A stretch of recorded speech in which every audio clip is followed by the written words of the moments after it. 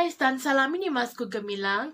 Jadi sebelum saya memulakan video ini, marilah kita berkenalan terlebih dahulu dengan kumpulan Abdul Rahim Kajai Ranger. Louis, Fendi, Prada. Them basic bitches wear that shit so I don't even bother. Gucci, Louis, Fendi, Prada. Them basic bitches wear that shit so I don't even bother. Gucci, Louis, Fendi, Prada. Them basic bitches wear that shit so I don't even. Hai guys, dan selamat kembali bersama saya. Jadi pada kali ini, kumpulan kami akan menceritakan tentang key thinker yang pertama, hashtag number 1, iaitu Abdul Rahim Kajai. Jadi tanpa membuang masa, saya akan memulakan terlebih dahulu pembentangan pada kali ini. Jadi saya akan memulakan dengan introduction ataupun latar belakang Abdul Rahim Kajai. Abdul Rahim Kajai atau dengan nama sebenarnya iaitu Abdul Rahim Salim Kajai telah dilahirkan pada tahun 1894 di Setapak, Kuala Lumpur. Nama beliau diambil sempena nama sebuah perkampungan tempat kelahiran bapanya iaitu Kampung Kajai. Beliau merupakan seorang wartawan yang teragung dan disanjungi suatu ketika dahulu. Selain itu, semua karya penulisannya juga dikenali oleh orang ramai. Bapa beliau iaitu Salim berasal dari keluarga yang berada dan mempunyai pegangan agama yang kuat. Bapanya juga seorang syekh di Makkah. Ibunya iaitu Hajah Safia merupakan seorang balu dan mempunyai suami sebelum bertemu dengan bapanya Salim. Namun, suami ibunya yang pertama telah pun meninggal dunia. Abdul Rahim Kajai telah menamatkan riwayatnya pada tanggal 5 Disember 1943. Dalam sejarah pendidikan beliau pernah menerima pendidikan awal di Sekolah Melayu Setapak hingga darjah 5. Beliau seterusnya mendapat tawaran melanjutkan pelajaran ke sekolah Inggris, namun beliau menolak tawaran tersebut kerana enggan menerima apa-apa ajaran daripada orang Inggris. Setelah itu, ibu bapanya mengambil inisiatif untuk menghantar beliau mempelajari ilmu tentang agama Islam dan bahasa Arab di Makkah selama 3 tahun. Selepas 3 tahun, iaitu dari tahun 1906 dan juga 1909, beliau bekerja sebagai pengatur huruf Melayu di Pejabat Cap Kerajaan di Kuala Lumpur. Beliau seterusnya berpindah ke Singapura untuk menjadi pengatur bahasa Inggeris di sebuah pejabat percetakan di sana. Pada tahun 1913 hingga 1924, beliau telah mengambil alih perniagaan bapanya di Makkah dan menjadi Syekh Haji di sana. Pada tahun 1917, beliau mula menulis pada akhbar Utusan Melayu dan Lembaga Melayu. Beliau juga telah menjadi wakil wartawan bagi akhbar Utusan Zaman ketika berada di Makkah. Seterusnya, beliau telah dilantik menjadi penulis khas akhbar Saudara pada masa yang sama.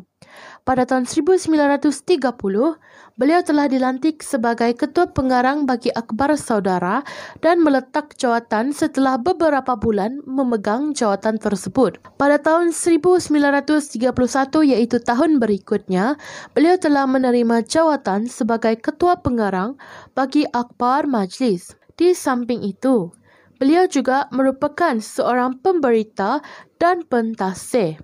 Pada Februari 1935, beliau telah berpindah ke akhbar Warta Malaya. Hal ini demikian kerana beliau tidak berpuas hati dengan akhbar Majlis. Beliau telah dilantik serta-merta sebagai ketua pengarang oleh akhbar Warta Malaya disebabkan oleh pengalaman yang beliau ada. Pada tahun 1939 hingga 1941, beliau telah pun dilantik sebagai ketua pengarang bagi akhbar Utusan Melayu. Pada tahun 1943, beliau diarahkan oleh pemimpin tentera Jepun untuk memimpin akhbar Perubahan Baharu dan akhbar Malay Shimbun Shah sehingga beliau meninggal dunia. Kesimpulannya, sepanjang riwayatnya, beliau mempunyai ilmu yang mendalam dan berpengalaman dalam bidang kewartawanan ini. Beliau bukan sahaja mempunyai ilmu yang banyak dalam bidang yang beliau ceburi, namun juga tentang ilmu agama yang telah didedahkan oleh kedua-dua ibu bapanya. Beliau turut menimba ilmu dari jemaah-jemaah haji di Mekah dan ianya membantu inteleknya serta memperkuatkan semangat kemelayuan dan keislaman dalam dirinya. Oleh sebab itu, kebanyakan karya-karya beliau berbentuk keagamaan dan kemasyarakatan. Membentangkan sumbangan Abdul Rahim Kajai terhadap industri media di Malaysia. Yang pertama ialah melatih anak muda. Ia bertujuan agar anak muda lebih berkreatif dalam bidang kewartawanan Melayu. Antara wartawan muda yang telah dilatih ialah Zainal Abidin, Ishak Haji Muhammad, Yusuf Ishak dan sebagainya.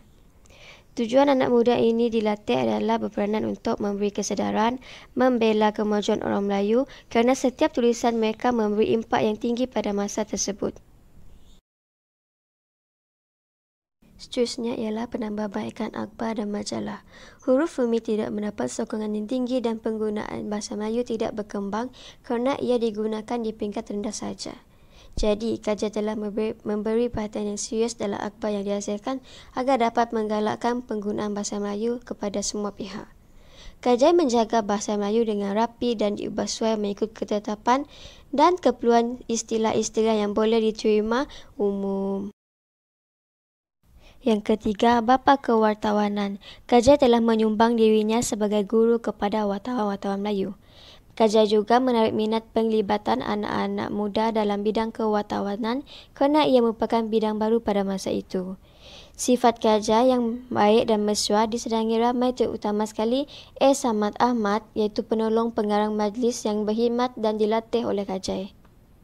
Wartawan yang berpengalaman. Kajai berhenti menjadi pengarang Warta Melaya dan bersedia untuk berkhidmat dengan utusan Melayu demi kepentingan bangsa Melayu walaupun beliau diberi gaji rendah. Seterusnya, utusan Melayu mendapat sokongan pihak berkuasa untuk menerbitkan majalah Mastika dan Kajai sebagai ketua bagi memajukan usaha percetakan tersebut.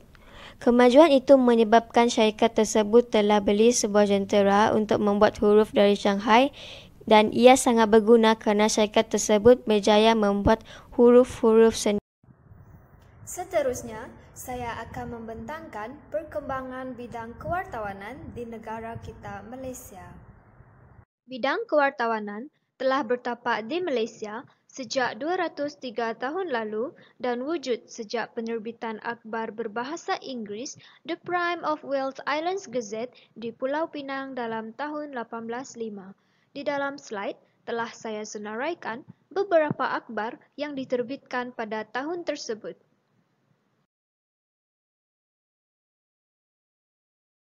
Jawi Peranakan merupakan akhbar Melayu pertama yang diterbitkan di Singapura pada tahun 1876 dan ditulis dalam tulisan Jawi.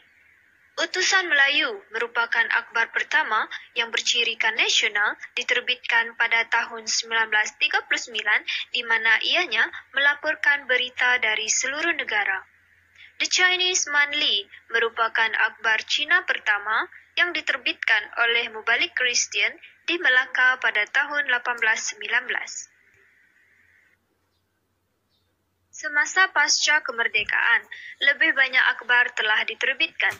Sebagai contoh, Berita Harian yang diterbitkan pada tahun 1957 dan The Star pada tahun 1971. Dari tahun 1876 sehingga Perang Dunia Kedua, tidak kurang 157 akhbar yang telah diterbitkan.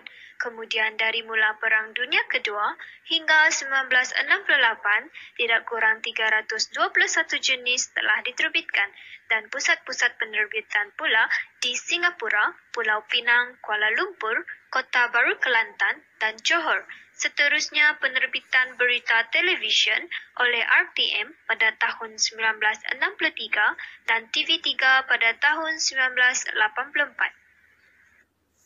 Selain itu, yang turut berkembang ialah penerbitan beberapa tabloid dan majalah. Dalam slide telah saya senaraikan beberapa contoh untuk tabloid dan majalah. Kelahiran Pertubuhan Berita Nasional Malaysia iaitu bernama pada tahun 1968 telah melakar sejarah sebagai agensi tunggal yang menyalurkan media tempatan dan antarabangsa. Terkini, kewartawanan melalui fasa alam maya dengan kebangkitan pelbagai media sosial dan akhbar juga mempunyai laman web masing-masing dan ia menyebabkan kemunculan portal berita dalam talian seperti Malaysia Kini, Malaysia Digest dan Free Malaysia Today. Ianya juga mengubah lanskap kewartawanan negara kita dengan menuntut laporan berita yang lebih pantas dan terkini. Pelbagai akhbar juga telah diterbitkan di negara kita seperti yang telah saya senaraikan dalam slide. Seterusnya, siaran televisyen telah diwujudkan oleh negara kita pada tahun 1963 dan dinamakan Radio Malaysia. Pada 28 Disember 1963, Televisyen Malaysia pula ditubuhkan dan pelancaran televisyen warna dilancarkan pada 28 Disember 1978. Kemunculan televisyen swasta yang pertama iaitu sistem televisyen Malaysia Berhad TV3 pada Jun 1984. Muncul pula Mega TV dan Metrovision pada tahun 1995, Astro pada tahun 1996 dan NTV7 pada tahun 1998. Pada tahun 1998, terdapat 23 saluran radio kerajaan pada peringkat negara, negeri dan daerah dalam pelbagai bahasa dan dialek tempatan. Dan yang terakhir, negara kita Malaysia mempunyai 14 stesen radio swasta termasuk 6 saluran di Astro. Seterusnya, saya akan membentangkan bahagian terakhir iaitu industri kewartawanan media cetak di masa hadapan menurut pendapat sarjana.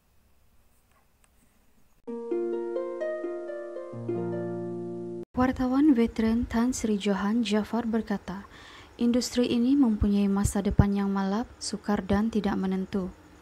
Namun begitu, industri kewartawanan ini tidak runtuh kerana sesungguhnya masih ada pembaca setia menunggu kehadiran surat kabar setiap pagi.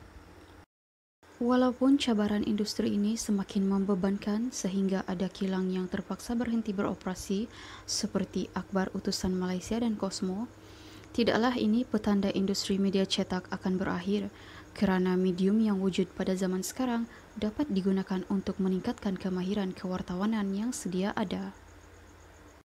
Beliau berkata lagi, melihat anjakan dalam penetapan media, zaman di mana orang selalunya mendapatkan berita daripada surat kabar sudah berlalu dan setiap kali seorang pembaca meninggal dunia, tidak ada orang yang mengambil alih tempatnya. Dalam hal ini, walaupun media surat kabar semakin dilupakan, tetapi pemikiran orang-orang yang berpendidikan akan mendahagakan pembacaan yang realistik dan berita yang terbukti kebenarannya. Dalam artikel berita yang sama, Datuk Seri Azman iaitu Pengerusi Pertubuhan Berita Nasional Malaysia iaitu bernama mengeluarkan pendapat beliau.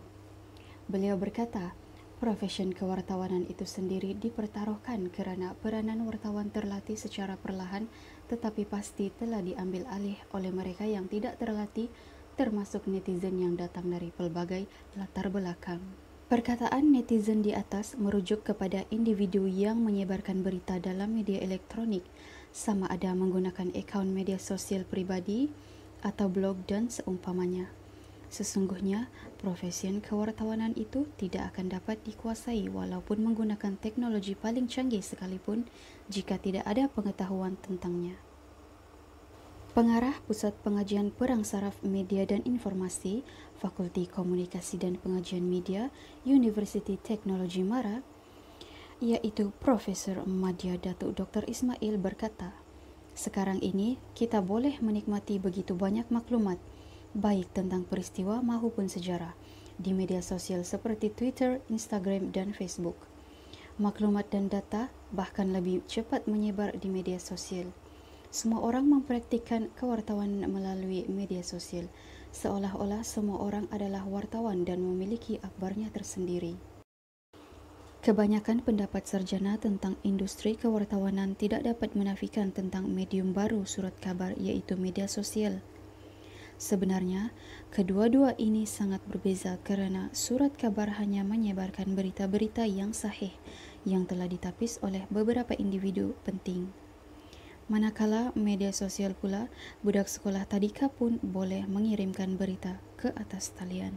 Semasa Majlis Malam Wartawan Malaysia 2012, bekas Perdana Menteri Malaysia yang ke-6 iaitu Datuk Seri Muhammad Najib bin Tun Haji Abdul Razak dalam ucapan beliau berkata, jika media sesebuah negara tidak memainkan peranan yang sepatutnya sebagai cerminan nurani, aspirasi, denyut nadi dan keluh kesah rakyat dengan menyebarkan maklumat, mendidik, advokasi dan mencetuskan debat terhadap isu semasa, dasar awam kepentingan umum secara adil dan bertanggungjawab, maka media sebenarnya are not doing a service kepada negara, rakyat dan kerajaan.